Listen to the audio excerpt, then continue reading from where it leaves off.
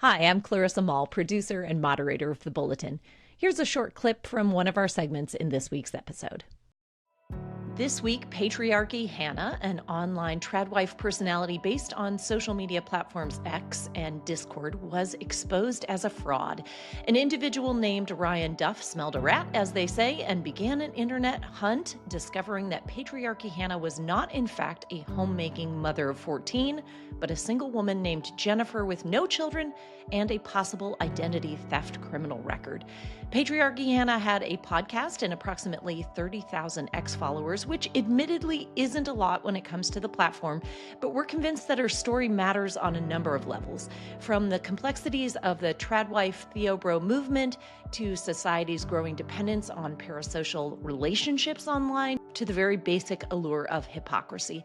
Joining Mike, Russell, and me to talk through this is CT's Nicole Martin. Nicole, thanks for being with us for this conversation. Thanks for having me. Okay, so Nicole and Russell, can you begin us by defining some terms right here off the top? Nicole, I'm going to ask you, what is a tradwife? And Russell, what's a theobro? So tradwife in general is it's a shortened version of traditional wife. Tradwives tend to take on, if you think of like that 1950s view of women who not only kept the home and kept the children, but also adding to that more modern day elements like homeschooling, the idea of kind of anchoring yourself in this lifestyle of doing, but specifically in the home and specifically with a traditional husband. That would be the person that goes out and works and makes the money and comes back to the home. So that's the simplest version of an explanation of a tradwife. And you can be a tradwife online and in real life? See, that is the question. That is the question. I first heard about the tradwife trend about a year ago, and I heard about it from young women.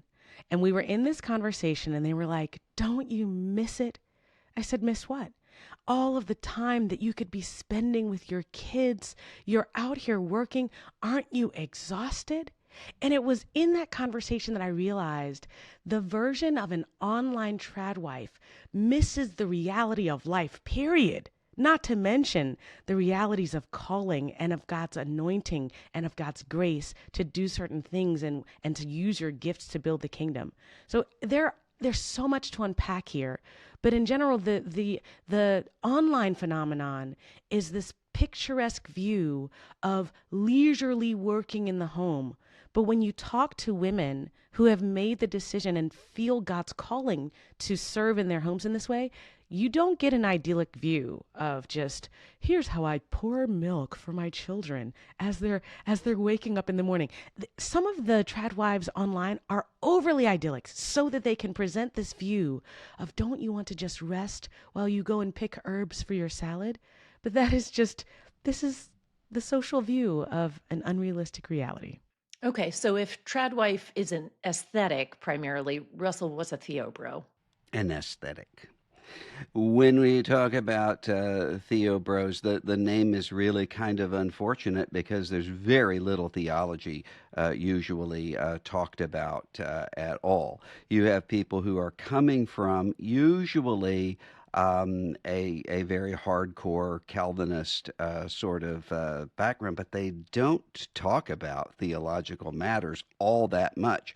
Instead, what you end up dealing with are culture war topics and speculative sorts of questions. It's essentially what the Apostle Paul talks about with those who want to argue endlessly about genealogies and know very little about that, about which they make such confident assertions. Paul says to Timothy, and that's usually combined with a particular view of masculinity that's not defined biblically, but is defined often even explicitly in Roman categories. Yeah. So one of the things that's very interesting is that when you look at the theobro phenomenon, kind of like with the tradwife phenomenon, I mean, the difference between a tradwife and a traditional wife is the difference between a wealthy person and a prosperity gospel hawker. So you might have a wealthy person who's a Christian who just happens to be wealthy, and you might have somebody who happens to have a very traditional sort of home, as we do here, but a trad wife is someone who's monetizing in some way, even if it's attention economy. You should be like this. And if you do this, this, and this, then you will thrive and flourish like I do. So it's kind of like Jesse Duplantis talking about how many private planes he has, or Kenneth Copeland showing you his Rolexes. That's in order to say, see, don't you like that? Wouldn't you like to have that? How come you don't have that? Well, it's because you're sending him your checks. That's why.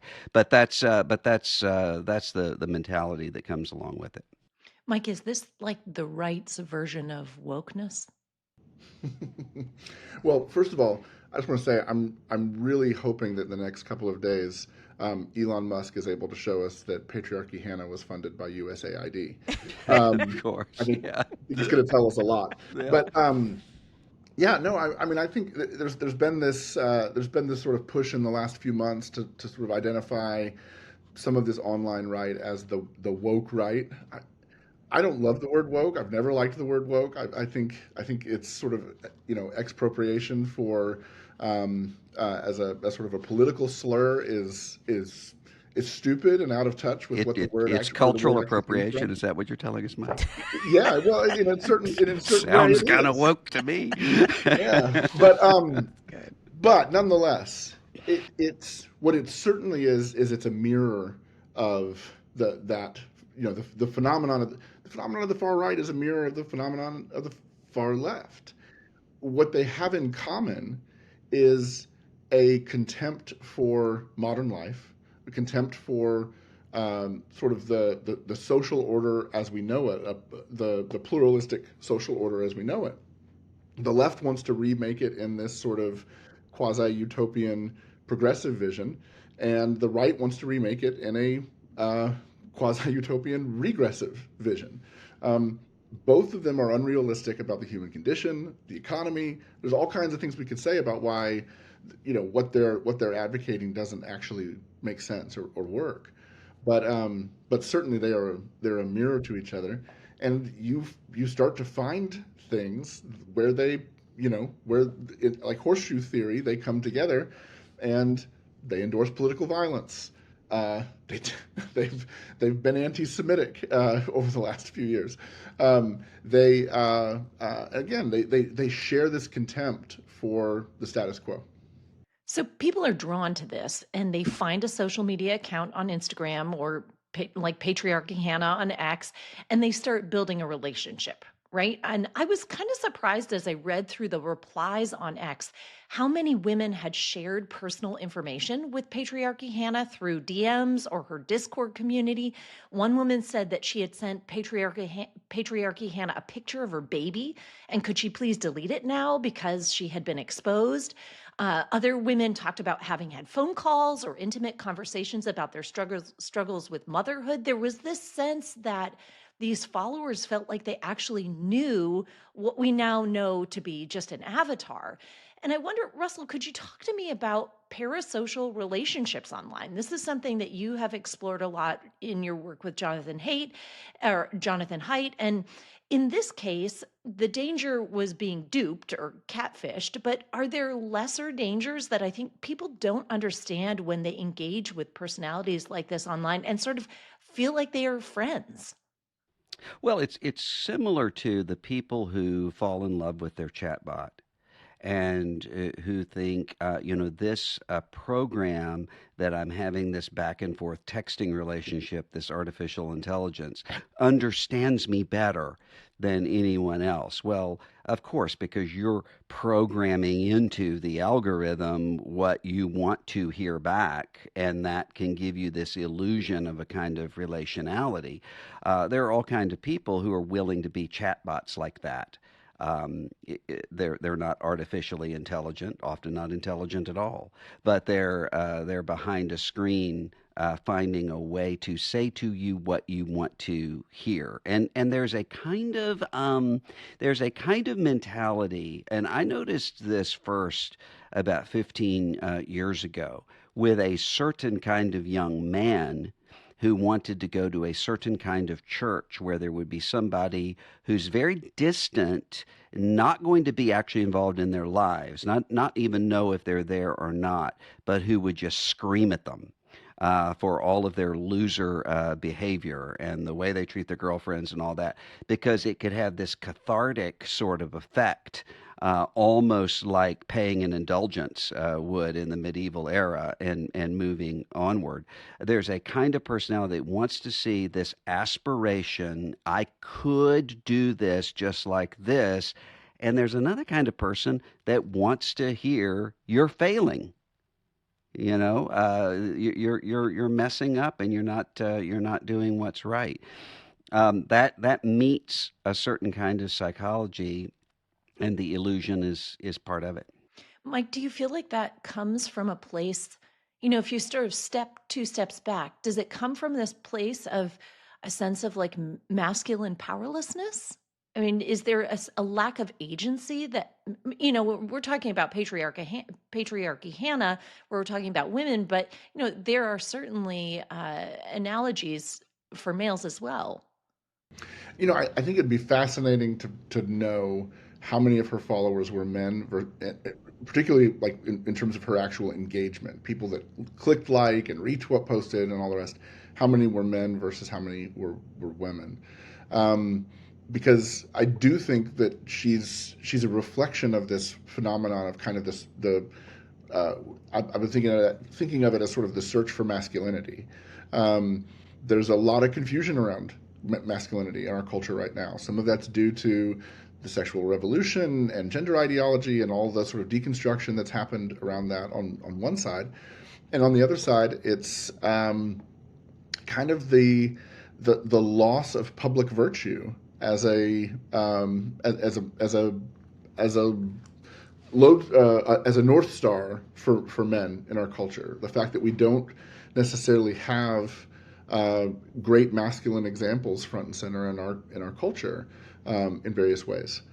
So what I think the kind of theobro phenomenon is primarily reactionary, and she was certainly leaning into that as much as she was leaning into anything else. But at the same time, around these theobros, I mean, a lot of these guys that have big Twitter platforms and otherwise, their wives are doing the tradwife thing, as a mirror image to them, and I'm not a woman. I can't speak to the needs of women, but like men, women are looking for a sense of identity and purpose and belonging. And if someone comes along and says, I have a wonderful plan for your life, if you just submit to, this vision, I think it operates on the human psyche much in the same way as the theobro operates for men. Listen to the full episode wherever podcasts are found.